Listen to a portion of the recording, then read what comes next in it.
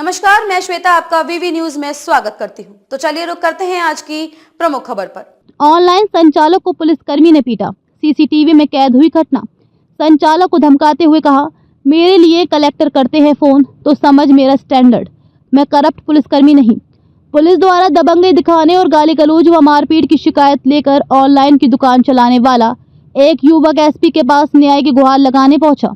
खुद का पुलिसकर्मी बता रहे व्यक्ति ने ऑनलाइन संचालक को पिछले कई दिनों से मारपीट गाली गलौज करने के साथ ही प्रताड़ित कर रहा है, जिसके बाद अब ऑनलाइन संचालक अपनी जान माल की रक्षा के लिए गुहार लगा रहा है।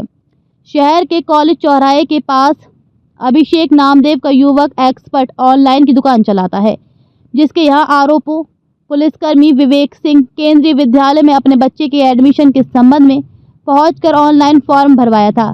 किसी कारणवश ये फॉर्म रिजेक्ट हो गया, जिसके बाद पुलिसकर्मी का गुस्सा ऑनलाइन संचालक पर टूट पड़ा और उस पर गलती करने का आरोप लगाते हुए लगातार उसके साथ मारपीट गाली गलौज करते हुए उसे प्रताड़ित कर रहा है।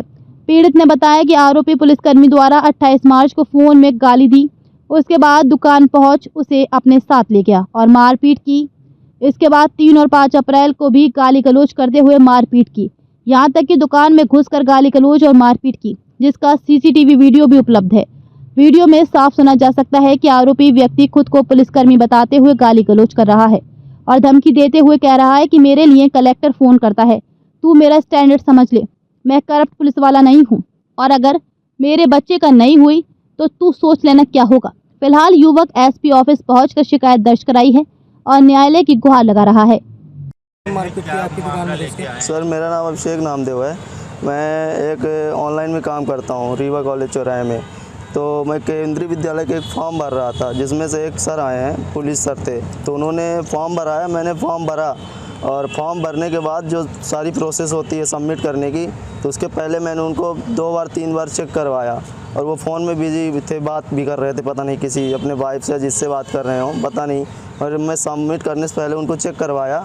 उसके बाद जब सबमिट हो गया, उसके बाद फॉर्म लेके चले भी गए। उसके बाद जब फॉर्म में रिज़ल्ट आया तो उन्होंने बोला कि मेरे फॉर्म में गलत है फॉर्म मेरा, तो स्टेट की जगह सेंट्रल डल गया था। तो मैंने जब उनको फॉर्म चेक कराया था, फिर भी वो मेरे को ज़बरदस्ती गलियाते हैं। उसके फ़ोन से ही मेरे को गाली दे रहे थे और मम्मी पापा की, बहन की, भाई की, सबकी गाली दी, बहुत गंदी गंदी गाली दी। उसके बाद आए, उसके बाद कार में मेरे को बैठाए, बोले कि मेरी वाइफ को कॉल कर, तो गाली तो इतना दे रहे थे कि लगता है कि मैं अपनी जान दे दूँ, इस तरह गाली दे रहे थे।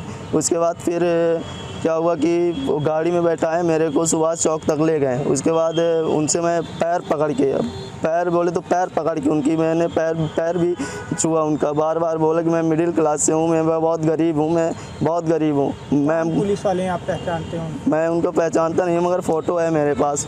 और नाम वगैरह? नाम विवेक एक आ रहा है, एक अनुज करके नाम आ रहा है। फॉर्म जो भरवाया तो किस नाम से था? फॉर्म विवेक सर के नाम से था, विवेक सर के नाम से फॉर्म उनका था। फिर क्या हुआ कि मेरे को सुभाष चौक पे ले जाके उनके बीवी से बात करवाया। तो मैंने बात भी की, तो मैंने बोला कि मैम मेरे को गलती हो गई है, माफ़ कर दीजिए। तो मैम ने बोला कि ठीक है, कोई दिक्कत नहीं बेटा, गलती हो गई तो कोई दिक्कत नहीं। मगर उन्होंने मेरे को ज़बरदस्ती बोले कि कॉल कर, फिर से कॉल कर, मेरी बीवी मुझसे बात नहीं कर रही है। तो मैंने कॉल भी किया, मैंने बोला कि मैम आप कॉल करिए सर को, प्लीज़ करिए, बात कर लीजिए, वो मेरे को मार रहे हैं, ज़बरदस्ती मार रहे हैं। उन्होंने ये तक मेरे को बोला कि इस तरह बोलो। उसके बाद फिर मेरे को सुभाष चौक से मोड़े गाड़ी और मेरे को 3 से 4 झापड़ मारे हैं। उसके बाद फिर शाम को मैं, जब ये हो गया दोपहर की बात है, उसके बाद जब मैं घर चला गया तो शाम को मेरे को कॉल किए, फिर बोले बेटा टेंशन ना लो, कोई दिक्कत नहीं है। कब की घटना है और कहाँ की? ये मिनिमम घटना 5-6 दिन हो गए सर। अभी दुकान में घुस के मारे हैं आप? फिर उसके बाद की प्रोसेस बता रहा हूँ सर। उसके बाद फिर दूसरे दिन फिर से आए हैं। उसके बाद मेरे को गाल पकड़ के मेरे गाल नोचे। उसके बाद फिर गाली वाली दिए, उसके बाद हो गया। उसके बाद फिर आज की डेट पे आए, आज के दिन आए तो फिर मेरे को वो सीधे आते ही मुटके से दो मुटका बनाए, मेरे गाल में मार दिए और उसके बाद खूब गालियाँ दी और जहाँ पर तित्ते मारी, अब क्या ही बताएं। लगता है मैं अपनी शिकायत ले सर, मैं अब अमैया थाना में आया हूँ सर, अब जाऊँगा। मैं मिडिल क्लास से हूँ, मैं क्या कर सकता हूँ सर। कितना ज़्यादा। नाम बता दीजिए अपना। मेरा नाम अभिषेक नामदेव है। क्या करते हैं आप? मैं सर पढ़ाई करता हूँ, बीकॉम थर्ड ईयर में हूँ, पेंटियम पॉइंट कॉलेज से हूँ और ऑनलाइन का काम करते हैं सर। ऑनलाइन का मामला लेके एक बच्चा आया है, जिस तरह से पुलिस वाले मारपीट कर रहे हैं। एक तो सवालिया निशान ये है कि जिस तरह से ऑनलाइन फार्म भरते हैं उसमें पूरा बायोडाटा भर के उसके बाद फिर उसके साथ मारपीट किए जा रही है, तो क्या इस मामले में कोई सी शिकायत या कहीं पे आप कार्रवाई करेंगे, क्योंकि वो नामदेव है इस कारण, और किस तरह से है जी बताइए। देखिए, अभिषेक नामदेव नामक एक व्यक्ति हैं जो सिविल लाइन के पास कॉलेज चौराहा परिसर में, उन्होंने बताया कि ऑनलाइन शॉप में वो काम करते हैं, वहाँ ऑनलाइन वो फॉर्म सबमिट करते हैं। जब वो फॉर्म सबमिट करते हैं तो संबंधित व्यक्तियों को दिखाते हैं कि आपका फॉर्म जो फिलअप किया गया है वो कैसा है, वो देख लें। जब वो प्रूव कर देते हैं, फाइनल कर देते हैं, तो फॉर्म सबमिट कर दिया जाता है। ये प्रक्रिया है जो प्रक्रिया आप हमसे जानना चाहते हैं। परंतु नामदेव जी ने हमें जो बताया, जो वीडियो दिखाई, जो ऑडियो दिखाई, वह निश्चित तौर से हतप्रभ कर देने वाली है। विवेक सिंह और व्हाट्सएप में अनुज सिंह नाम बताने वाले या उनकी फ़ोटो एक वर्दीधारी पुलिसकर्मी के रूप में दिखाई जा रही है और उनके द्वारा ये नामदेव जी को कई बार वहाँ घुस के हाथापाई की गई। उनके विवेक जी के द्वारा जो अनुज दो नाम उनके इंगित हो रहे हैं, उनके द्वारा इन पर इतनी अपशब्द, अमानवीय, अव्यवहारिक, अश्लील, अमर्यादित शब्दों से पेश आ रहे हैं। ऐसा प्रतीत हो रहा है कि इनके साथ कोई अपनी घटनाएं कारित कर सकते हैं और इनको जान से मारने की धमकी, यहाँ तक कि वो डिप्टी कलेक्टर, कलेक्टर, प्रशासन या सबको इंगित करते हैं कि हम इनके हमारे संबंध हैं, हम इनसे हमारे इनसे बातचीत होती है। यदि माननीय मुख्यमंत्री, माननीय मंत्री जी को भी कहते हैं जहाँ भी जाना हो, जैसे भी जाना हो, इस प्रकार का शब्दों का इनके साथ नामदेव जी के साथ पेश आते हैं। ऐसा ऑडियो वीडियो में हम दिख रहा है। वो वीडियो देखने से ऐसा महसूस होता है कि पुलिस का आतंक है या संबंधित पुलिसकर्मी जो जिस प्रकार वो पेश आ रहे हैं, वो अपनी दहशतगर्दी से इस बेचारे को मारपीट कर रहे हैं। ऐसा लग रहा है ये क्षुब्ध है, दुखी है, प्रताड़ित है और इसके शब्द से, इसके विचार से ये आत्महत्या जैसे विषय ये बार बार कह रहा है कि हम लगता है कि आत्महत्या कर लें। सब लोगों ने, मीडिया साथियों ने, आप सब लोगों ने, हम सब लोगों ने इसकी काउंसलिंग की, समझाया और ये कई दिनों से भोजन पानी भी नहीं किया है।